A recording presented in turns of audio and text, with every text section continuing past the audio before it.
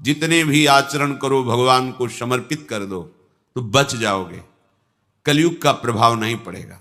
नहीं तो बड़े बड़े धर्मात्मा, विद्वान, ज्ञानी सबके ऊपर अपना प्रभाव डाल देता है। इस विषय में एक चरित्र वर्षों से चल रहा है। परम धर्मात्मा पुण्य श्लोक महाराज नल और उनकी पतिव्रता पत्नी दमयंती जी। कलयुग ने विचार किया हमारे राज्य में, हमारे शासन में कोई धर्मात्मा सुख प्राप्त कर सके, ये मुझे बर्दाश्त नहीं है। क्रोधावेश में आकर उसने निश्चय किया महाराज नल को मैं ऐसी विपत्ति में फंसाऊंगा कि दुख ही दुख मिले। 12 वर्ष तक वो देखता रहा, कोई भी दोष नहीं मिला जिससे महाराज नल की बुद्धि को भ्रष्ट कर सके।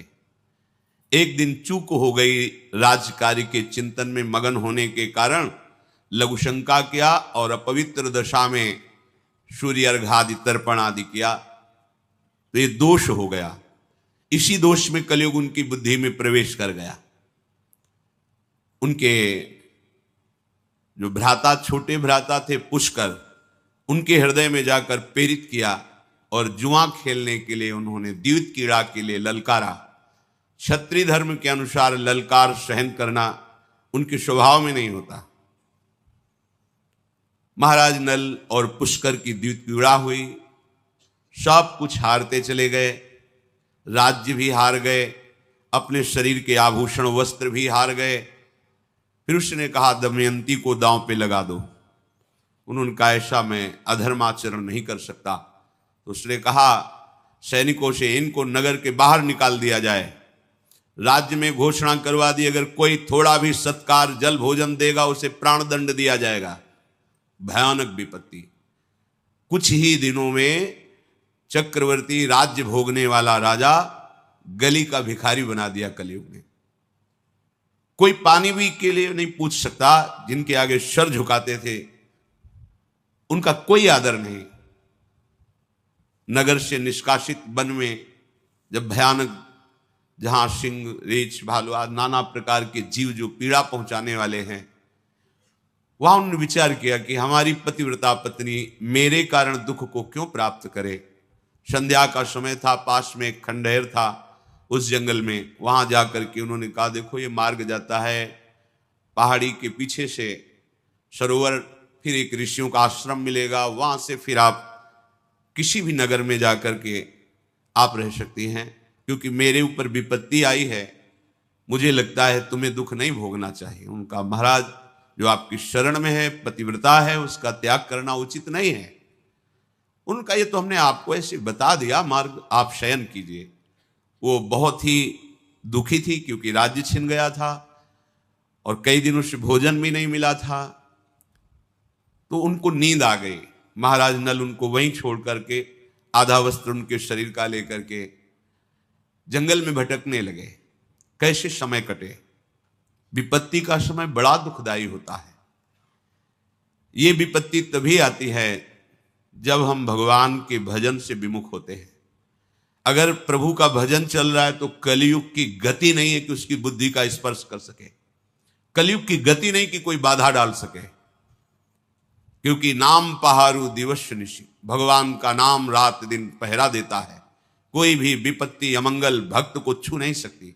हम यही तो चाहते हैं ना, कोई ऐसा हमारी सुरक्षा करने वाला हो जो हमें सुख शांति प्रदान करे, निर्भय कर सके, वो केवल श्री भगवान हैं। ये बात सबकी समझ में नहीं आती। जहां तुम हो वहीं हैं, सब में है, तुम में है, सब समय में है तो इस समय भी है, फिर हमें भयभीत क्या होना है। जब मेरा प्रीतम मेरे समीप है तो काल का भी महाकाल है, डरने की जरूरत नहीं है। वही समस्त दुखों से हमें बचा सकता है, दूसरा नहीं। पर प्रायः इस बात का परिचय भगवत प्रेमी महात्माओं से ही मिलता है। नहीं तो अज्ञान के कारण हम केवल इतना ही समझते हैं कि हम खूब कमाएंगे और सुखी हो जाएंगे, पर यह पता नहीं कि हमारे द्वारा कैसे कैसे गंदे आचरण होते हैं, अधर्माचरण होते हैं, जिनका फल बड़ा भयानक हो जाता है। दमयंती जी ने वहां से मार्ग में चलते हुए फिर आगे ऋषियों के दर्शन किए। ऋषियों ने उनसे कहा कि तुम चिंता मत करो, ये विपत्ति का समय भी बदलेगा, तुम्हें महाराज मिलेंगे, तुम्हारा राज्य मिलेगा। इतना कहकर वो आश्रम सहित अंतर्धान हो गए, क्योंकि सब दिव्य ऋषि थे, केवल संबोधन करने के लिए उनकी आंखों के सामने प्रकाशित हुए थे। वो भटकती हुई जंगल में घूम रही थी कि एक व्यापारियों के दल को देखा। व्यापारी दल में पीछे पीछे छुप के चली कि ये कहीं किसी नगर को तो जाएगा ही। एक सरोवर के समीप निर्मल जल देखकर व्यापारियों ने वहां अपना कैंप लगाया। रात्रि में जंगली हाथियों के द्वारा आक्रमण होने पर बहुत से व्यापारी नष्ट हो गए। उन व्यापारियों ने विचार किया कोई अमंगल प्राणी हमारे साथ है जिससे ऐसा अनिष्ट हुआ। जब ये बात सुनी तो दमयंती जी वहां से चल पड़ी कि मैं ही यहां पीछे पीछे चल रही हूं, अगर इनको पता चलेगा तो हमारी प्राण हानि कर देंगे।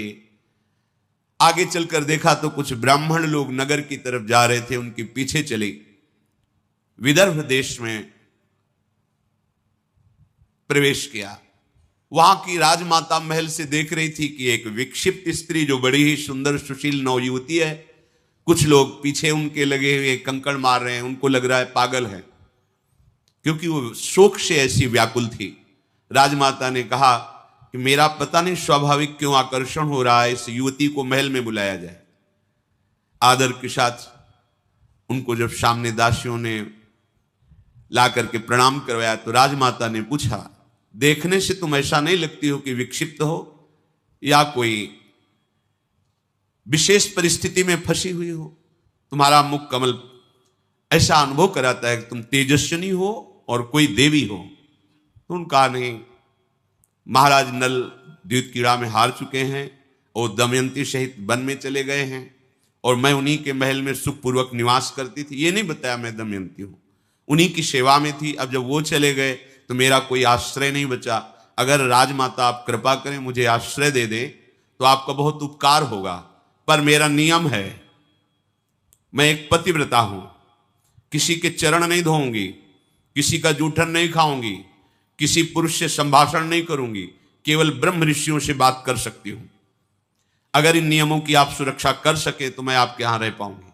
राजमाता ने स्वीकृति दे दी और कहा जैसे मेरी बेटी सुनंदा रहती है ऐसे तुम बेटी की तरह हो, कोई भय नहीं यहां। इधर महाराज नल बड़े ही व्याकुल होकर के कि ये विपत्ति कैसे नष्ट होगी, जंगल में भ्रमण कर रहे थे। उसी समय आवाज आई, पुण्य श्लोक धर्मात्मा महाराज नल मेरी रक्षा कीजिए, रक्षा कीजिए। जिधर आवाज आ रही थी उधर वो दौड़ के गए तो देखा दावानल लगा हुआ है, जंगल में भीषण आग फैली हुई और कोई आग की ज्वाला के बीच में पुकार रहा है। इन्होंने देवताओं को प्रसन्न किया था तो अग्नि भगवान ने वरदान दिया था कि कभी अग्नि की दाहिका शक्ति तुम्हें जलाएगी नहीं, अर्थात ज्वाला में तुम चंदन की तरह शीतल होते हुए जा सकते हो। वरुण देवता ने आशीर्वाद दिया था जहां तुम चाहोगे वहीं जल प्रकट हो जाएगा। बड़ी देवताओं की आराधना की थी तो अग्नि के प्रभाव से रहित उस ज्वाला में महाराज नल प्रवेश किए तो देखा बड़ा ही विशालकाय भयंकर करकोटक नाग कुंडली मारे बैठा हुआ है। नाग ने कहा महाराज मुझे बचा लीजिए, मैं चल नहीं पा रहा हूं क्योंकि मुझे देवर्षि नारद का शाप हो गया है। मैंने उपहास कर दिया देवर्षि नारद का। संतों का उपहास करना पुण्यनाशक होता है। उस दिन से मैं जड़ की तरह यहीं पड़ा हूं। अब ये दावानल लग गया, मैं एक कदम भी नहीं चल सकता। मैंने देवर्षि से प्रार्थना की थी कि मुझे क्षमा कर दो, तो उन्होंने कहा था जब महाराज नल तुम्हें दर्शन देंगे तो उसी समय तुम हमारे शाप से मुक्त हो जाओगे। तो आप मुझे उठा करके यहां से बाहर कीजिए, मैं शाप मुक्त भी हो जाऊंगा और तुम्हारा मंगल करूंगा। मैं सबसे तेजस्वी नाग, सबसे बड़ा जहरीला, मेरा नाम करकोटक है। महाराज नल ने कहा तुम इतने भयंकर विशाल कायो में तुम्हें कैसे उठा सकता हूं? उन्होंने कहा कि आप उठाइए, मैं आपके लिए बहुत हल्का हो जाऊंगा। गोद में उठाकर जब बाहर किया रखने लगे तो उन्होंने कहा नहीं, पहले तुम अपने कदम गिनो फिर रखो, जब मैं रोक दूं तब रुक जाना। तो 1 2 3 4 5 6 7 8 9 10 जे भी 10 बुलाते हुए उन्होंने डस लिया। महाराज नल ने कहा धोखा क्यों किया तुमने? तुम कहते थे तुम्हारा कल्याण करेंगे, हमने तुम्हारी प्राण रक्षा की और तुमने हमें डस लिया। बोले मैं तेजस्वी नाग हूं, मेरा प्रभाव विष का संकल्प के अनुसार होता है, तुम्हारे शरीर पर बिल्कुल प्रभाव नहीं पड़ेगा जहर का। तुम्हारे अंदर बैठा हुआ जो कलयुग है वो जलेगा, उसके अंग अंग में मेरा जहर जाएगा और वो बड़े शीघ्रता से तुम्हारे शरीर का त्याग करेगा और उसके त्याग करते ही तुम्हारी बुद्धि शुद्ध हो जाएगी और सारी संपत्ति प्राप्त हो जाएगी। ये कलयुग तुम्हें महान दुख दे रहा है। पर काटने के प्रभाव से उनका शरीर काला हो गया और नाटा हो गया। तो उनका ये क्या किया, मेरा नल रूप जो था वो तो अंतर्हित हो गया, बोले तुम्हारे काम में आएगा क्योंकि शत्रु राजा तुम्हारा नाश कर देगा, इसलिए अब तुम्हें कोई पहचान नहीं पाएगा। आज से तुम्हारा नाम बाहुक होगा, तुम अपने को बाहुक कहना। और ये पट एक वस्त्र दिया कि जब तुम चाहना कि नल रूप प्रकट हो जाए तो ये वस्त्र ओढ़कर मेरा ध्यान करना, तो तुम्हारा ये रूप हट जाएगा और तुम नल रूप में प्रकाशित हो जाओगे। और जाओ, तुम्हारा मंगल हो। आज के बाद कभी भी कोई दाढ़ वाला जंतु तुम्हें खा नहीं पाएगा, कोई भी विषैला कीड़ा काटेगा, विष नहीं चढ़ेगा, और जहां कहीं तुम्हारी कोई विपत्ति होगी तो मैं सहायता के लिए आ जाऊंगा। ऐसा उसने वरदान दिया।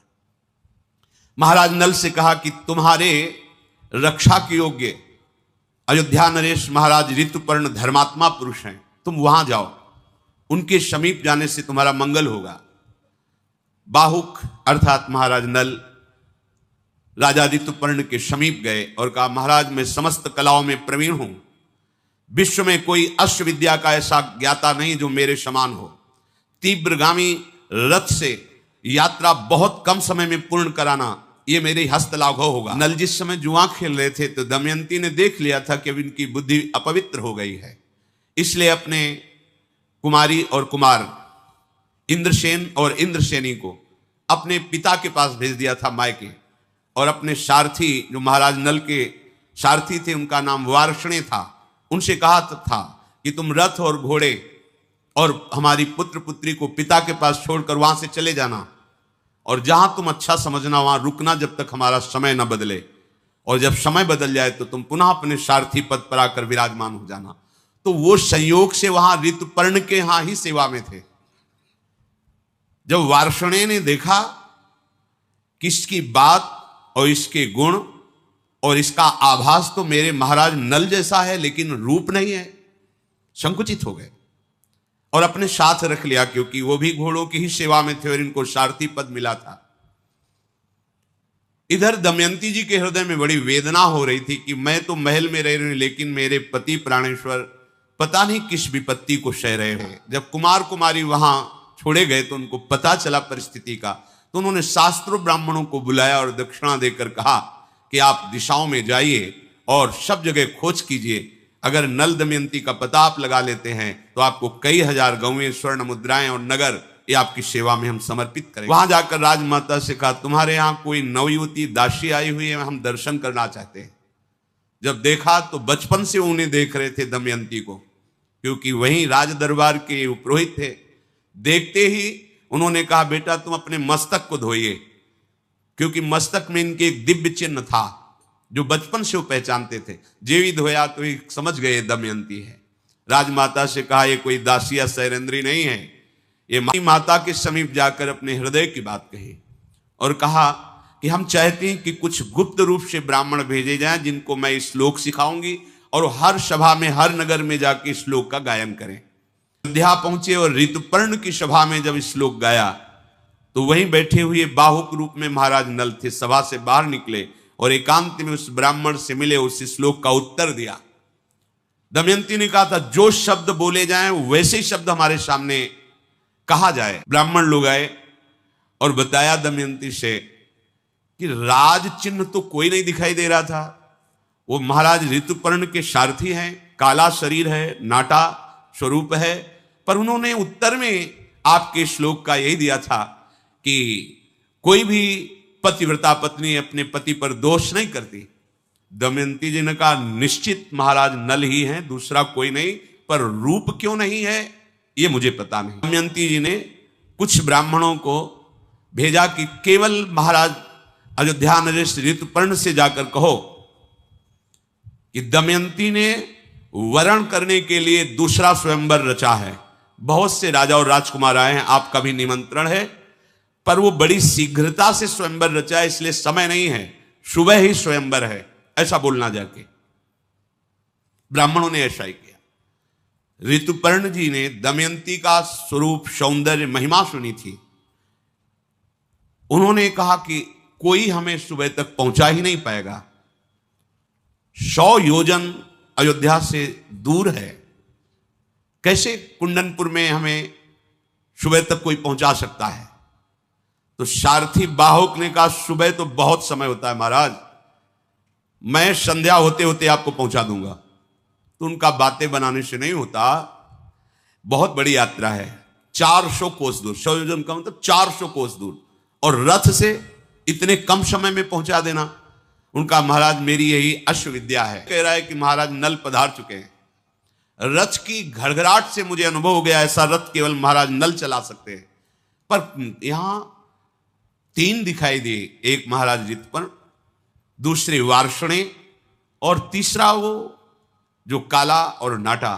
तो महाराज नल कहां है? और मुझे आभास हो रहा है कि मेरे पति पधारे हुए हैं। जो सत्य पे चलता है उसका हृदय कभी मिथ्या संकेत नहीं करता, जो सत्य बोलता है उसकी वाणी कभी मिथ्या नहीं होती। जो पातिव्रत धर्म से युक्त है वो अपने पति के सामीप्यता का आभास निश्चित कर लेती है। दमयंती जी ने अपनी दासी से कहा, आप जाकर के इनकी चेष्टाओं पर नजर कीजिए। ये महाराज ऋतुपर्ण के सारथी के रूप में जो है, क्या मेरे महाराज नल हैं? पर महाराज नल तो बड़े तेजस्वी, गौरांग बदन, और ये काले रंग के।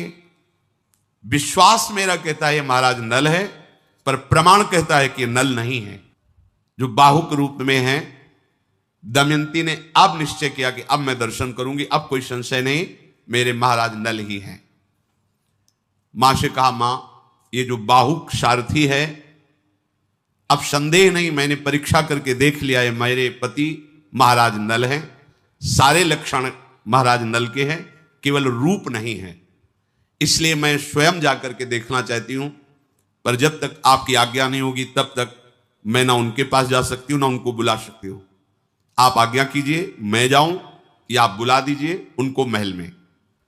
दमयंती के ऐसा कहने पर महारानी ने विदर्भ नरेश भीम को यह सूचना दी कि आपका आदेश मिले तो महल में उनको बुला लिया जाए। उनका आदेश हो गया। महाराज नल को राजभवन के भीतर महल में लाया गया।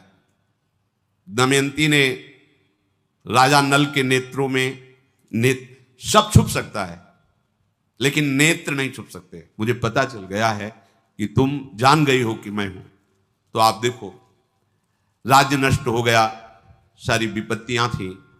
अगर उस समय कलयुग मेरी बुद्धि में बैठा था और मैं तुम्हें त्याग ना देता तो पता नहीं कौन से संकट में तुम फंस जाती। इसलिए मैंने तुम्हारा त्याग किया था। मैंने धर्म से चल करके, तपस्या के द्वारा कष्ट सह करके कलयुग को परास्त कर दिया है। अब हमारे दुखों का अंत हो गया है। ये पापी कलयुग जिसकी भी बुद्धि में बैठ जाता है उसका सर्वनाश कर देता है। इसने मेरा सर्वनाश कर दिया। मैंने तो कुछ किसी का बिगाड़ा नहीं, पर ये बैठ करके हमारा ये युग धर्म का प्रभाव है। एक ही उपाय है जिससे इसके प्रवाह से आप बच सकते हो, ये बहा के ले जाएगा। कलयुग केवल नाम आधारा, सुमिर सुमिर नर उतर नहीं पारा। यदि नाम जप करोगे तो तुम्हें कलयुग का प्रभाव परास्त नहीं कर पाएगा। ये अपने प्रवाह में प्रवाहित, मान लीजिए बड़ी दुर्गति होती है, जाओगे, प्रमाणित हो जाओगे तो तुम्हें खुद पता चलेगा। तो सत्संग के द्वारा, शास्त्र श्रवण के द्वारा अपने लोग जान रहे हैं कि भयानक वेदना, दंड दिया जाता है नरक में अगर हम ऐसे ऐसे आचरण करेंगे। और ये आचरण करवाने में समर्थ है कलयुग, इसका प्रभाव है। बच सकते हो तो केवल भगवान नाम से। इसीलिए चीख चीख के कहते हैं कि शाप साधनों को करने की सामर्थ्य अब नहीं रह गई। ये आप तो बात सब कोई कर सकता है, बच्चा हो, बूढ़ा हो, कोई पढ़ा लिखा हो ना हो, जो जहां जैसे भी, राधा राधा राधा राधा।